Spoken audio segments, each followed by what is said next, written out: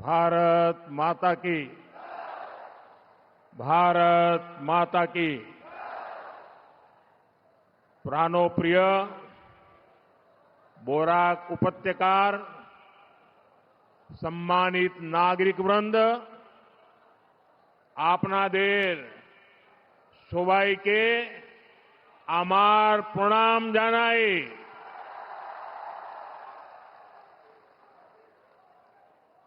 राज्य के लोकप्रिय मुख्यमंत्री हिमंता बिस्वा शर्मा जी, केंद्रीय मंत्रिमंडल में मेरे साथी सर्बानंद सोनोवाल जी, उपस्थित राज्य सरकार के मंत्रीगण, जनप्रतिनिधिगण और मेरे प्यारे भाई और बहनों,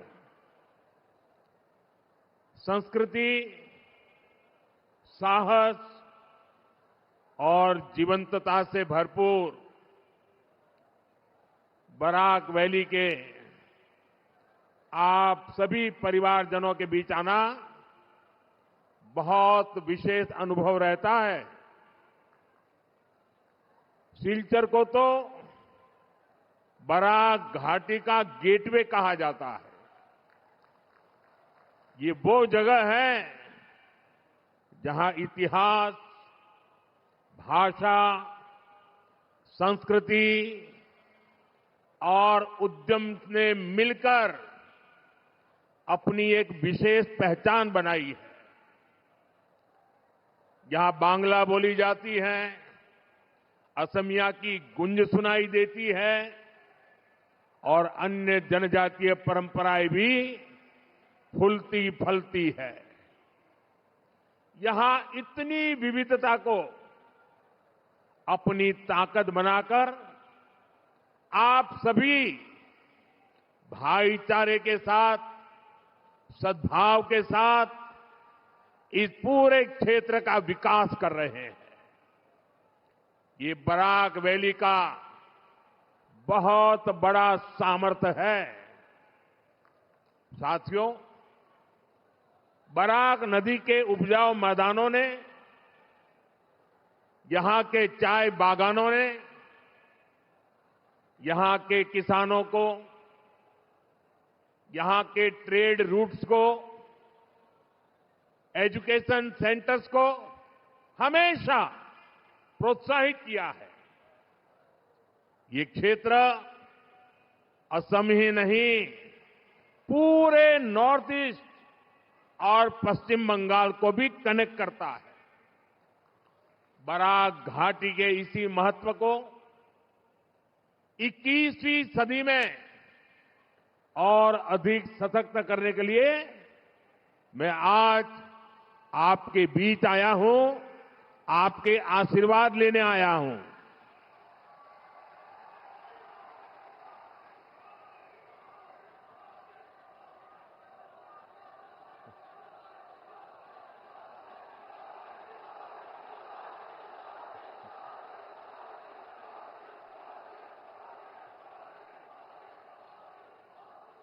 थोड़ी देर पहले यहां बराक वैली की कनेक्टिविटी से जुड़े,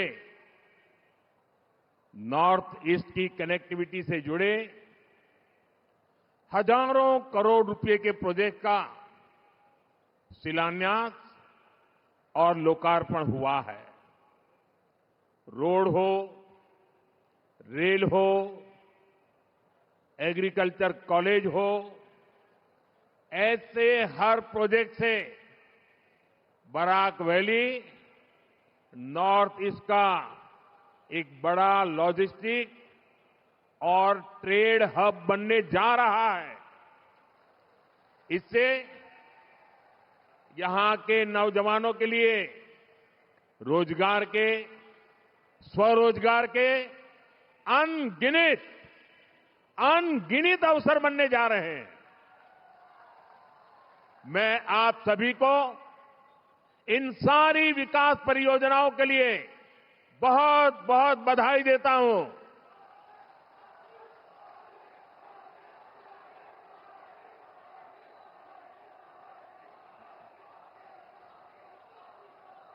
साथियों, आजादी के अनेक दशकों तक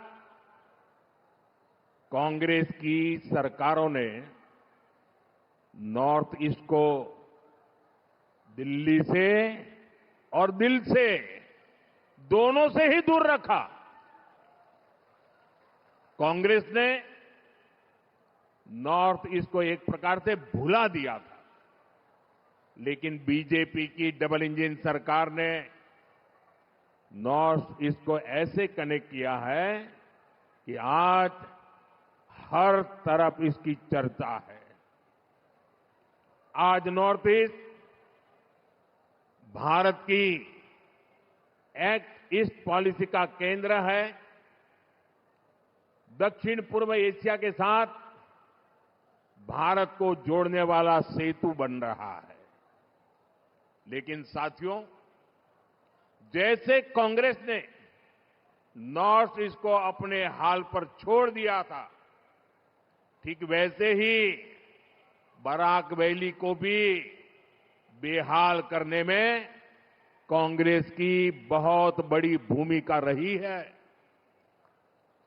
जब देश आजाद हुआ तो कांग्रेस ने ऐसी बाउंड्री खींचने दी जिसे बराक घाटी का समंदर से संपर्क ही कट गया।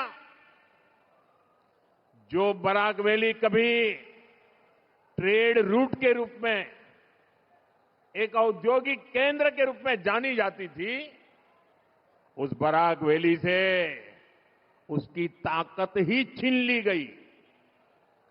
आजादी के बाद भी दशकों तक कांग्रेस की सरकारें रही, लेकिन बराक घाटी के विकास के लिए कुछ खास नहीं हुआ। साथियों, बीजेपी की डबल इंजन सरकार इस स्थिति को बदल रही है। हम बराक घाटी को फिर से व्यापार कारोबार का बड़ा हब बनाने के लिए निरंतर काम कर रहे हैं। आज इस दिशा में एक बहुत बड़ा और अत्यंत महत्वपूर्ण कदम उठाया जा रहा है। आज करीब 24,000 करोड़ रुपए के Shillong Silchar high speed corridor का भूमि पूजन हुआ है। 24,000 करोड़ रुपए।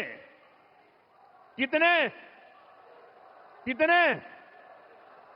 24,000 करोड़ रुपए। कितने ये जरा कांग्रेस वालों को पूछना, जरा कागज पेन देना और उनको कहना कि जरा कागज पर 24,000 करोड़ लिखो तो कितने जीरो लगते हैं, आएगा नहीं उसको।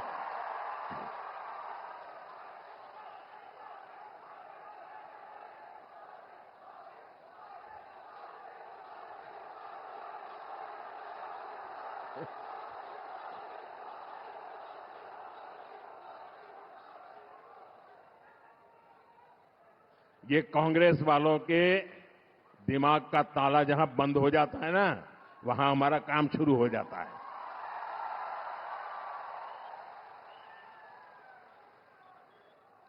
यह नॉर्थ ईस्ट का पहला access control high speed corridor होगा।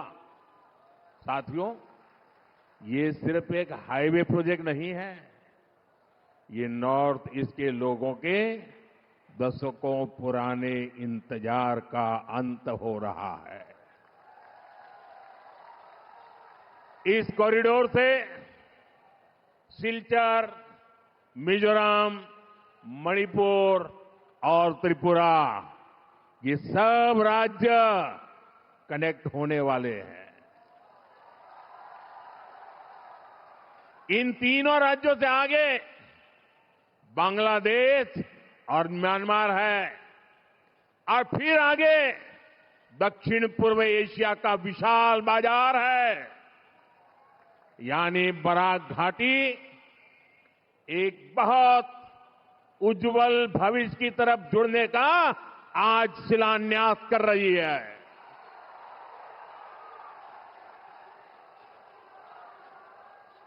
इसका फायदा असम सहित पूरे नॉर्थ ईस्ट के किसानों को होगा, यहां के नौजवानों का होगा।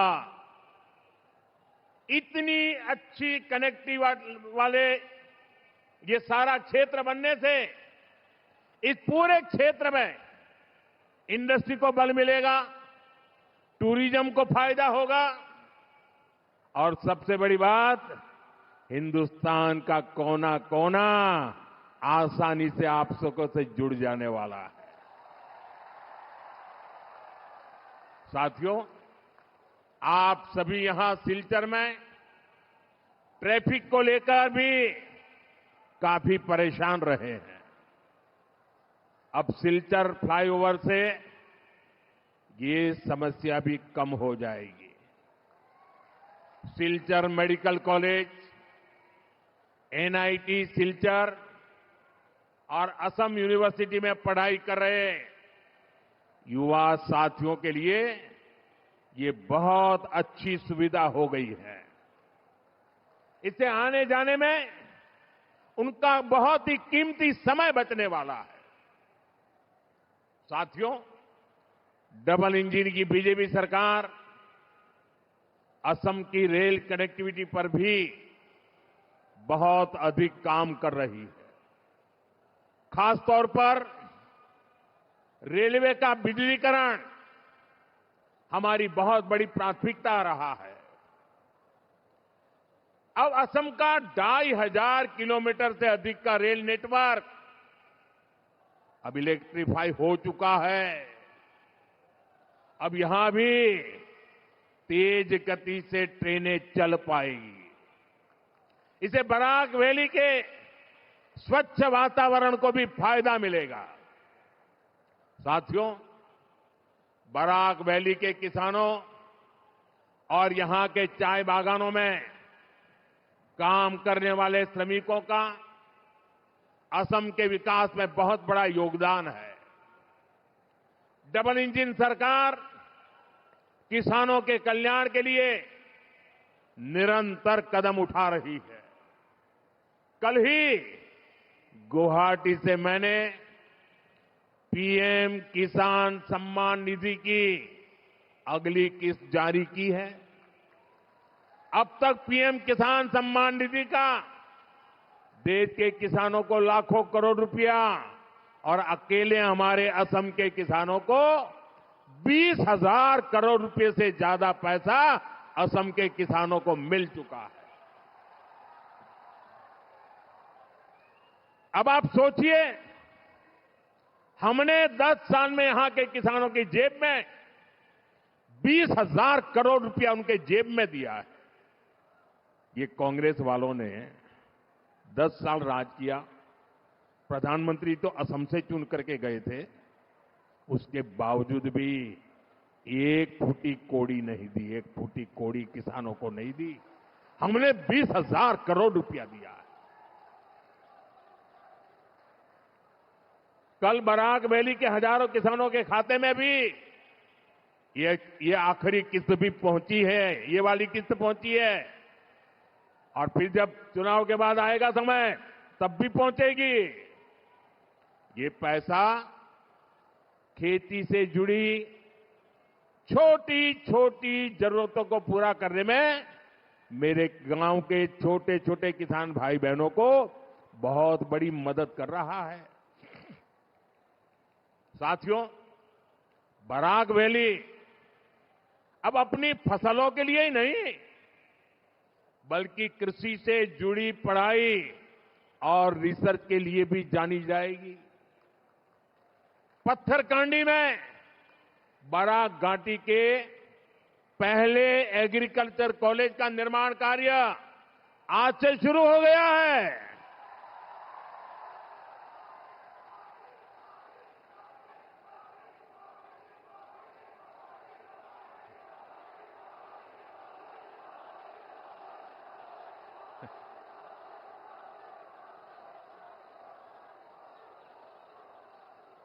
इससे किसानों को तो फायदा होगा ही, यहां के नौजवानों को, कृषि स्टार्टअप के लिए सहयोग, समर्थन और प्रोत्साहन मिलेगा।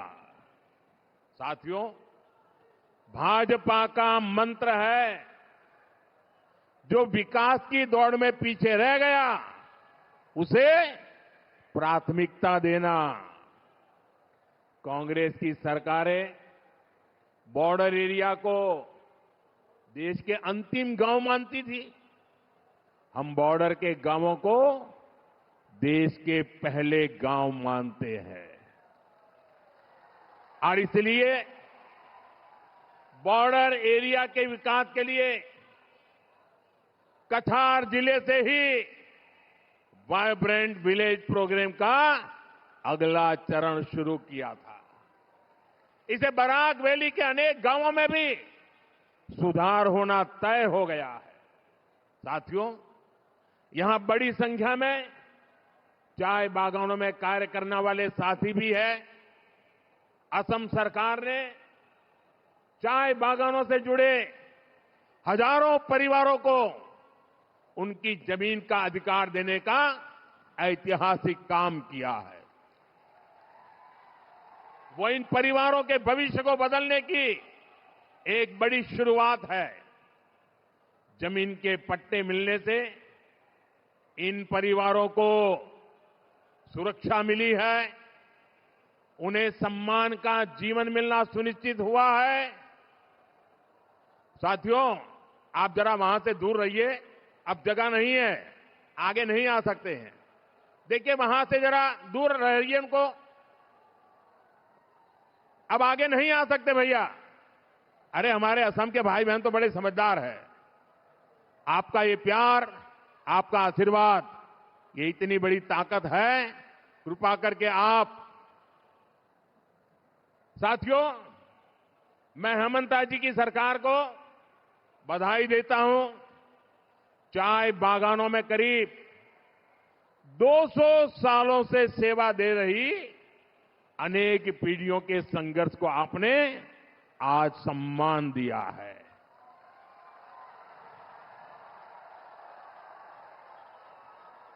देखिए, मेरी इस बात पर बादल भी गरजने लग गए।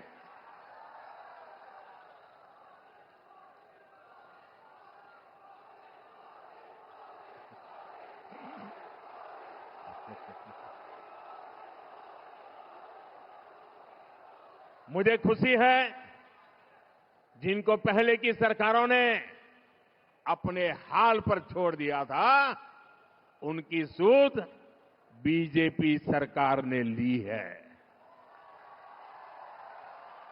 साथियों, ये सिर्फ भूमि पर कानूनी अधिकार का ही मामला नहीं है।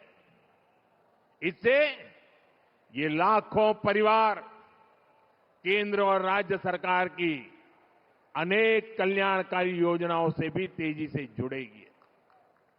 पक्के घर की योजना हो, बिजली, पानी और गैस की योजनाएं हो, इन सब स्कीम्स का पूरा फायदा अब इन परिवारों को मिलना संभव होगा।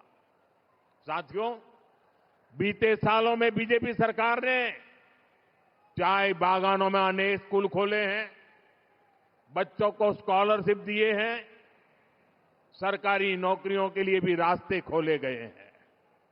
ऐसे प्रयासों से चाय बागानों के युवाओं के लिए सुनहरे भविष्य के द्वार खुल रहे हैं। साथियों, बीजेपी की डबल इंजन सरकार के लिए शिक्षा, कौशल विकास और स्वास्थ्य सुविधाएं बहुत बड़ी प्राथमिकताएं रही है। असम ने तो शिक्षा और स्वास्थ्य को लेकर कांग्रेस की उपेक्षा को बहुत लंबे समय तक भुगता है। आज असम शिक्षा और स्वास्थ्य का बहुत बड़ा हब बनकर सामने आ रहा।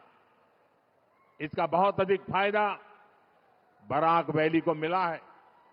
आज वहां शिक्षा और स्वास्थ्य से जुड़े अनेक बड़े संस्थान बन चुके हैं। साथियों, कांग्रेस ने असम के युवाओं को सिर्फ हिंसा और आतंकवाद के कुचक्र में ही उलझाए रखा था। कांग्रेस ने असम को फूट डालो, और राज करो की नीति की प्रयोगशाला बनाया। आज असम के युवाओं के सामने अवसरों का खुला आसमान है। आज असम भारत के सेमीकंडक्टर सेक्टर का अहम हिस्सा बन रहा है।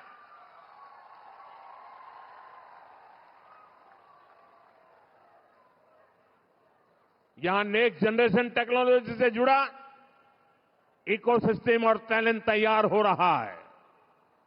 यहां आईआईटी और आईआईएम जैसे संस्थान बन रहे हैं। मेडिकल कॉलेज, एम्स और कैंसर अस्पतालों का सशक्त नेटवर्क बन रहा है। शांति और प्रगति का यह नया दौर अनेक बलिदानों और अनेक प्रयासों से आया है। अब ऐसी हर ताकत को मुंह तोड़ जवाब देना है जो असम को पुराने दौर में धकेलने की कोशिश करती है। साथियों, आज मैं सिलचर से असम को सावधान सतर्क भी करना चाहता हूं। आपने कांग्रेस को असम से बाहर किया। आज देश का हर राज्य कांग्रेस को सबक सिखा रहा है। कांग्रेस एक के बाद एक चुनाव हार रही है। अब निकट भविष्य में कांग्रेस खुद के पराजय के इतिहास की सेंचुरी मारने वाला है। हार की हताशा से भरी कांग्रेस ने देश के खिलाफ ही मोर्चा खोल दिया है। कांग्रेस के नेता देश को बदनाम करने में जुट गए हैं। आपने देखा है, दिल्ली में इतनी बड़ी एआई समिट हुई। आज पूरी दुनिया जब आर्टिफिशियल इंटेलिजेंस, एआई को लेकर बहुत ही उत्सुक है, दिल्ली में सफलतापूर्वक विश्व की एक नई आशा पैदा करने वाला एआई समिट हुआ। दुनिया भर के नेता, दुनिया भर की टेक्नोलॉजी कंपनियां, टेक्नोलॉजी के बड़े बड़े लीडर दिल्ली आए थे। कांग्रेस ने इस समिट को बदनाम करने के लिए कपड़ा फाड़ प्रदर्शन किया। अब कांग्रेस के पास खुद के कपड़े फाड़ने के सिवाय कुछ नहीं बचा है।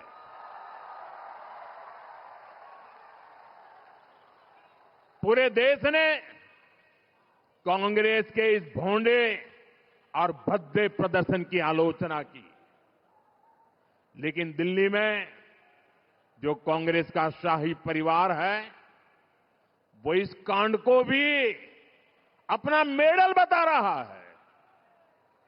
देश को बदनाम करने वालों की वाहवाही कर रहा है। ऐसी कांग्रेस जो देश की विरोधी हो, वो किसी राज्य का भला नहीं कर सकती।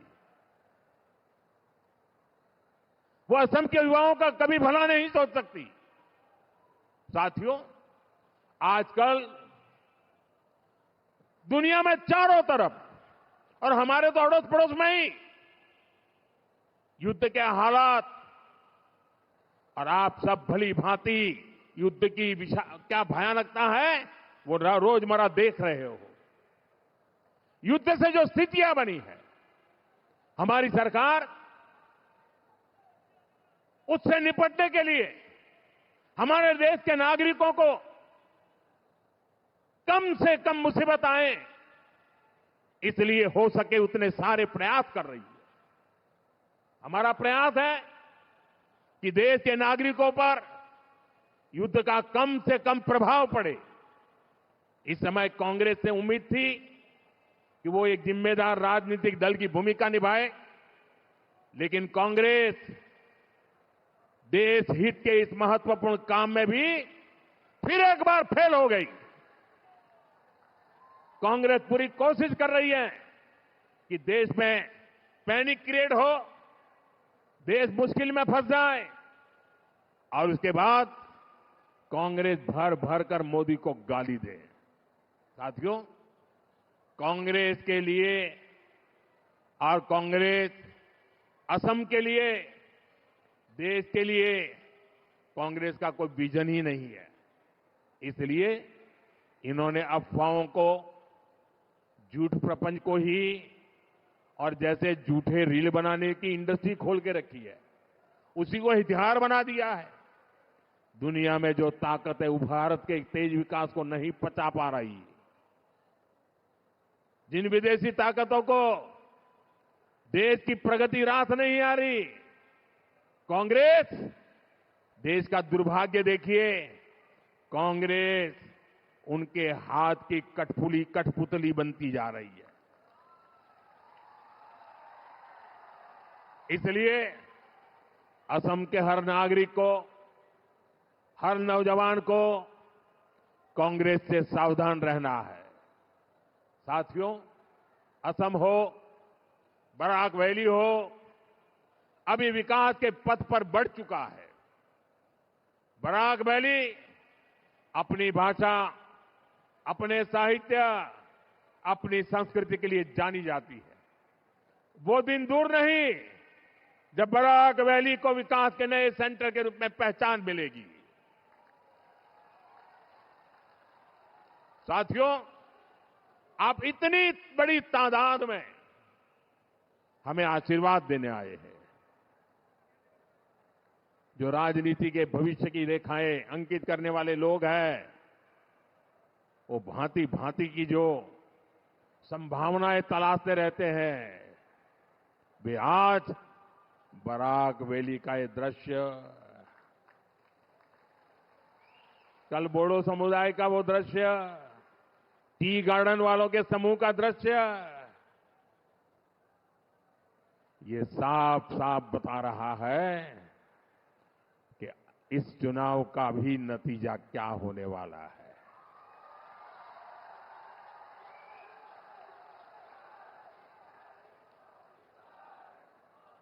और आप इतनी बड़ी तादाद में आशीर्वाद देने के लिए आए हैं, मैं आपका हृदय से आभार व्यक्त करता हूं और आप सभी को फिर से विकास परियोजना की बहुत बहुत बधाई देता हूं। मेरे साथ बोले, भारत माता की वंदे वंदे वंदे वंदे वंदे वंदे वंदे वंदे वंदे वंदे वंदे